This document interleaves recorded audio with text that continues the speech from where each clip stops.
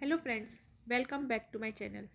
आज हम देखेंगे ततारा वामीरो कथा के कुछ इम्पॉर्टेंट क्वेश्चंस, जिसमें हमारा क्वेश्चन नंबर फर्स्ट है, ततारा ने वामीरो से क्या याचना की। याचना का मतलब होता है प्रार्थना की। इसका आंसर है कि ततारा ने वामीरो से अपने मधुर गीत को पूरा करने और अगले दिन भी उसी समुद्री चट्टान पर आने की याचना की। यानी जब ततारा वहाँ आया तो वामीरो अपना गाना गा रही थी, तो उसने उसे क्या बोला कि अपना गाना वो पूरा करे और अगले दिन भी वो उसी समुद्री चट्टान पर आए। ये याचना मतलब प्रार्थना की थी। क्वेश्चन नंबर सेकंड है, ततारा की तलवार के बारे में लोगों का क्या मत था। इसका आंसर है कि ततारा की तलवार के बारे में लोगों का यह मत था मतलब लोगों की यह बात थी कि यह तलवार लकड़ी की बनी होने के बावजूद अद्भुत एवं दैवीय शक्ति से परिपूर्ण है। कि वो तलवार किसकी थी? लकड़ी की, लेकिन उसमें क्या है? दैवीय शक्ति थी। ततारा इस तलवार को सदैव सदैव मतलब हमेशा अपने साथ रखता था और दूसरों के सामने इसका उपयोग नहीं करता था। क्वेश्चन नंबर थर्ड है, वामीरो ने ततारा को बेरुखी से क्या जवाब दिया। बेरुखी मतलब किसी से हम नाराज होकर जो उत्तर देती हैं, उसके लिए बोला है कि वामीरो ने ततारा को बेरुखी से क्या जवाब दिया। तो इसका आंसर है कि वामीरो ने ततारा को बेरुखी से यह जवाब दिया कि पहले बताओ तुम कौन हो। कि उसने उससे पूछा कि तुम कौन हो जो मुझसे बोल रहे हो, इस तरह मुझे घूरने, और इस असंगत प्रश्न का क्या कारण है। असंगत जो कि उसको उचित नहीं लग रहा, वो प्रश्न उसने क्यों किया।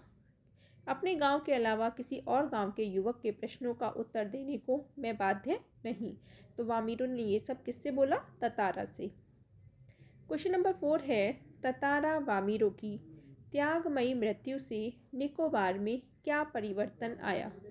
कि जब ततारा बहता हुआ बहुत दूर पहुंच गया और सबने क्या मान लिया कि उसकी मृत्यु हो गई है।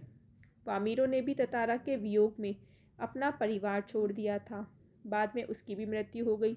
दोनों की मृत्यु से निकोबार में यह सुखद परिवर्तन, सुखद मतलब यह अच्छा परिवर्तन आया कि दूसरे गांवों में भी आपसी वैवाहिक संबंध होने लगे। क्वेश्चन नंबर 5 है, निकोबार द्वीप समूह के विभक्त होने के बारे में निकोबारियों का क्या विश्वास है। तो निकोबार द्वीप समूह है, उसके विभक्त मतलब हो गए वो अलग अलग हो गए। उसके बारे में निकोबारियों जो वहाँ के जो लोग हैं उनका यह विश्वास है कि बहुत समय पहले लिटिल अंडमान और कार निकोबार द्वीप समूह आपस में मिले हुए थे, मतलब वो एक थे। उस समय निकोबार द्वीप में यह परंपरा विद्यमान थी कि एक गांव का युवक दूसरे गांव की युवती से विवाह नहीं कर सकता। ततारा नामक एक युवक को दूसरे गांव की युवती वामीरो से प्रेम हो गया, तो गांव वालों ने इसका विरोध और ततारा का अपमान किया, जिससे क्रोधित होकर ततारा ने अपनी तलवार धरती में गाड़ दी और उसे खींचते खींचते वह दूर भागता चला गया। इसने धरती के दो भाग कर दिए, एक हुआ निकोबार और दूसरा हुआ अंडमान। क्वेश्चन नंबर 6 है कि ततारा खूब परिश्रम करने के बाद कहाँ गया। वहाँ के प्राकृतिक सौंदर्य का वर्णन अपने शब्दों में लिखी। अब है कि दिन भर खूब परिश्रम करने के बाद ततारा कहाँ गया? समुद्र के किनारे टहलने के लिए निकल पड़ा। उस समय सूर्य अस्त होने वाला था, यानी शाम हो रही थी।